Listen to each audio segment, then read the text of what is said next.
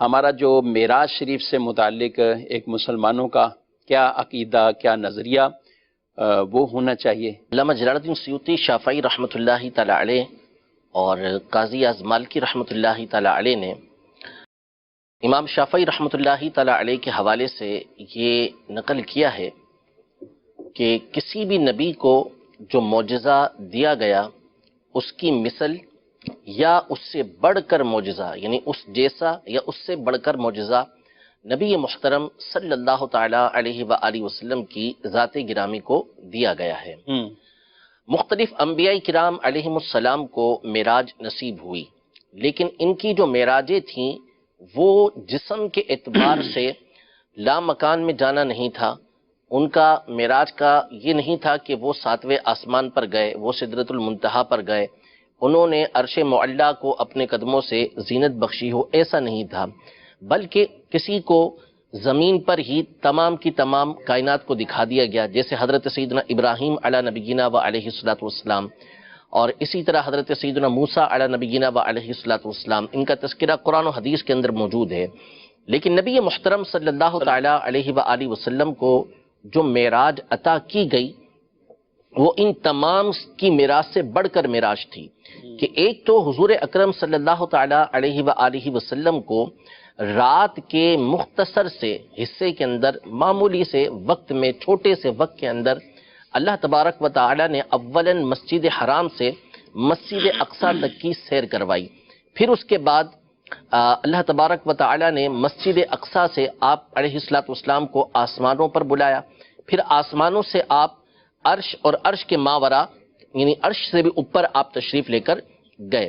تو ہمارا جو معراج کے حوالے سے عقیدہ اور نظریہ ہے وہ یہ ہے کہ حضور اکرم صلی اللہ تعالی علیہ وآلہ وسلم کو جو معراج نصیب ہوئی مسجد حرام سے مسجد اقصیٰ تک، یہاں تک تو حضور علیہ الصلوۃ والسلام کی جو معراج ہے وہ قرآن سے ثابت ہے کہ جسم کے ساتھ ہوئی، یعنی روح اور جسم دونوں چیزیں یہ ساتھ تھیں۔ ایسا نہیں تھا کہ فقط روح کے ساتھ نبی کریم صلی اللہ تعالی علیہ وآلہ وسلم مسجد اقصیٰ تشریف لے گئے ہوں، بلکہ قرآن میں فرمایا سبحان الذی اسری بعبدہ، کہ پاک ہے وہ ذات کہ جو اپنے بندے کو رات میں لے گئی، لیلم رات کے مختصر سے حصے میں لے گئی۔ یہاں جو عبد کا لفظ ہے بعبدہ، تو عبد کے لفظ پر علماء نے بڑی تفصیل کے ساتھ گفتگو کی ہے اور بہت خوبصورت نکتے یہاں پر بیان کیے ہیں۔ ان میں سے ایک نکتہ اور دلیل یہ بیان کی کہ عبد، یعنی جو لفظ عبد ہے یہ اس ذات پر، اس ہستی پر بولا جاتا ہے